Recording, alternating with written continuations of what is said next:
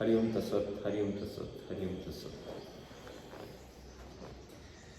सबसे पहले तो हम ये समझ लेते हैं कि मैं ये वीडियो इसलिए बना रहा हूँ, मेरे को बहुत सारे मैसेज आए जो शोल्डर डिसऑर्डर इसको लेकर। मैं इसके पहले उसमें डाइट बता चुका हूँ, उसके पहले योग अभ्यास बता चुका हूँ, उसके पहले मैंने बहुत सारे मैसेज का जवाब दे चुका है कि शोल्डर डिसऑर्डर क्यों होता है, काय के लिए होता है, कैसे होता है, सब चीज़ें विस्तार रूप से समझा चुका हूँ। लेकिन फिर भी कुछ लोगों को समझ नहीं आया है, तो मैं रिवाइज उसको बताने की कोशिश कर रहा हूँ। सबसे पहली बात तो मैं आपको एक चीज़ बताऊँगा,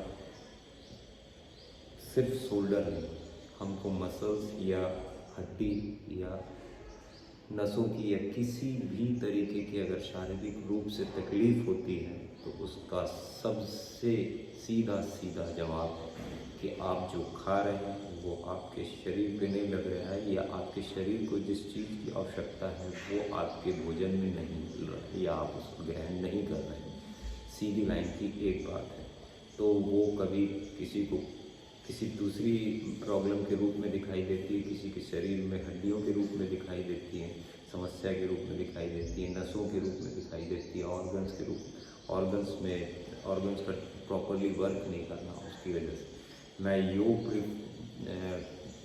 योग को प्रीफर इसीलिए करता हूँ क्योंकि आप योग को अगर आप अपनी ज़िंदगी में ऐड करते हैं या योगिक क्रिया अगर आप अपनी ज़िंदगी में ऐड करते हैं तो आप सारी समस्याओं से मुक्त नहीं हो जाएंगे, सारी समस्याओं को सुलझाने के योग्य हो जाएंगे।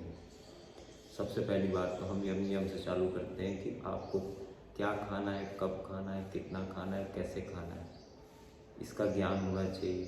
और दूसरी बात कि आपको कब सोना है, कब उठना है, कब नहाना है, ये सब चीज़ें एक शेड्यूल पे चलनी चाहिए, टाइम पे चलनी चाहिए। चलिए बात को आगे ना बढ़ा के हम इस पे आते हैं कि आपको अगर शोल्डर डिसऑर्डर की प्रॉब्लम अगर हुई है आपके साथ में, या आपको शोल्डर डिसऑर्डर है, तो आपको सबसे पहले अपने आहार में प्रोटीन की चीज़ें लेके आनी है, और प्रोटीन की चीज़ों के साथ में हरी चीज़ें कच्ची खानी पड़ेंगी प्रोटीन के साथ में, तभी आप प्रोटीन को कंज्यूम कर पाओगे।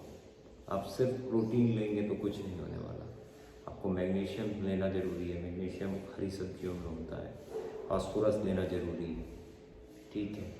प्रोटीन को बांधने के लिए भी इसी की ज़रूरत होती है। इसको समझिए आप। तो आहार में आप जैसे आप चने खाते हैं तो चने आपको हरी सब्जियों के साथ लेना है, और नियमित रूप से आप योग अभ्यास करिए और अपनी सांसों को प्रबल बनाइए, ना कि अपनी मूव्स को। पहले अपनी सांसों को प्रबल बनाइए, मतलब आपकी जो सांसों की गहराई है वो बढ़नी चाहिए। तो आपके जो जॉइंट्स हैं उसको आप अगर सांसों की क्रियाओं के साथ में अगर आप उसको मूव करते हैं या योगासन करते हैं तो आपको निश्चित ही बहुत बढ़िया फल परिणाम मिलेगा। देखिए, जैसे मैंने कई वीडियो में ये चीज़ बता चुका है कि गहरी सांस लेना है और छोड़ना है, गहरी सांस लेना है और छोड़ना है। इससे आपकी नसों पे शुद्धता आती है, आपकी ब्लड में शुद्धता आती है, आपकी सांसें जितनी गहरी होंगी, जितनी ज़्यादा आसानी से लेने योग्य होगी या आसानी से अंदर जाने योग्य होगी, उतनी ज़्यादा शुद्धता से आपका शरीर मिलेगा, आपकी चेतना मिलेगी, और अगर शरीर मिलेगा तो आत्मा अपने आप मिलेगी। तो सबसे पहले मैंने इसमें बताया आपको आहार पे कैल्शियम के साथ मैग्नीशियम लेना ज़रूरी है, और योगिक क्रियाएं करना, जैसे यम नियम आसन अगर आप कर रहे हैं तो आसन भी सांसों की विधि के साथ में करना है। ये योग अभ्यास है, इट्स नॉट एक्सरसाइज।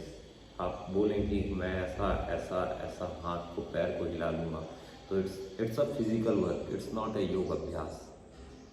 अगर आपको सांसों की क्रियाओं का ज्ञान नहीं है या सांसों की क्रियाओं के बारे में मालूम नहीं है कि कौन से आसन में कब जाना है, कब सांस लेना है, तो आपकी सारी जितनी मेहनत है वो बेकार है। पहले आपकी सांसें बढ़ेंगी, फिर आपका पानी बढ़ेगा, फिर आपका आहार रूपांतरित होना शुरू होगा। इसको समझिए आप अगर सिर्फ ऐसे कंधे को घुमाते रहें या इसको चलाते रहें तो आपका डिसऑर्डर ठीक हो जाएगा, फ़र्क पड़ेगा। ऐसा नहीं कि बिल्कुल भी फ़र्क नहीं पड़ेगा, फ़र्क पड़ेगा, लेकिन जब आप अपना समय उस पर दें तो आप उसको समझिए, पूरी तरीके से समझिए। बाकी अगली वीडियो में और भी मैं विस्तार रूप से बता दूंगा। अगर अभी भी समझ नहीं आया है तो आप मेरी पिछली वीडियो में जाके एक बार रिवाइज करके देखिएगा। अगर नहीं आएगा समझ तो दूसरी बार आप मैसेज में मुझे पूछ सकते। हरिओम तत्सत, हरिओम तत्सत, हरिओम तत्सत।